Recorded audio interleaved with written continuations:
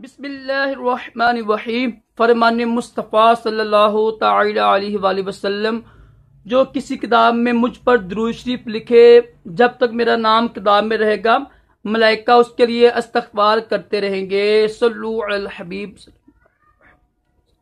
آج کی سنت مبارکہ یہ ہے کہ نبی پاک علیہ السلام کا اکثر کھانا کھجور اور پانی ہوتا تھا۔ فرض علوم کے لیے دعوت اسلامی کے مدنی قافلے میں سفر کریں، نماز قرض کریں۔ راشد اتاری خوابوں کی تعبیر لے کے پیش خدمت ہیں۔ الحمدللہ ہمارا بہت ہی الحمدللہ سلسلہ جا رہا ہے کہ تمام نبیوں کے بارے میں سنا، ہم نے فرشتوں کے بارے میں سنا، اور اب اپنے پیارے آقا علیہ السلام کے بارے میں سن رہے ہیں۔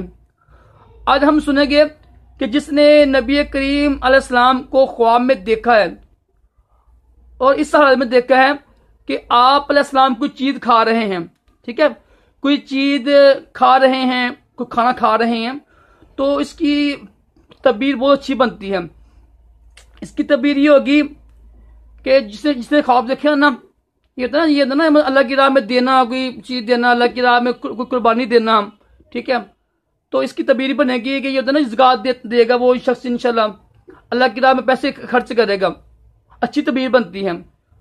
تو کل جو خواب بیان کیا تھا وہ صحیح نہیں تھا، ذرا ناراضگی کے حال میں دیکھنا، تو یہ اچھی نہیں خواب ہے، اس کی اچھی تعبیر بنے گی۔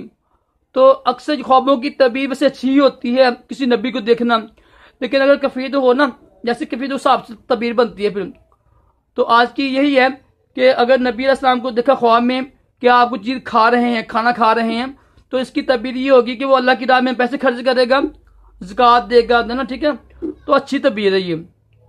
تو ایسی پیاری پیاری تعبیریں دیکھنے کے لیے ہر جمعرات کو مدنی چینل پر سلسلہ چلتا ہے خوابوں کی تعبیر۔ الحمدللہ وہ یعنی عالم دین بیٹھے ہوتے ہیں، کوشش کریں کہ وہ بھی دیکھا کریں ہر جمعرات کو، تقریباً صبح 9 بجے چلتا ہے سلسلہ، یہ نا پاکستانی ٹائم کے مطابق، وہ بھی دیکھا کریں انشاءاللہ، اور اپنے علم میں اضافہ کیا کریں۔ اللہ تعالی ہم سب کو بھی اچھے اچھے خواب دکھائے اور برے خوابوں سے بچائے، اور اپنے پیارے حبیب علیہ السلام کی خواب میں زیارت بھی نصیب کرے، اور دونوں جہانوں کی بلائیاں عطا کرے۔ اللہ حافظ۔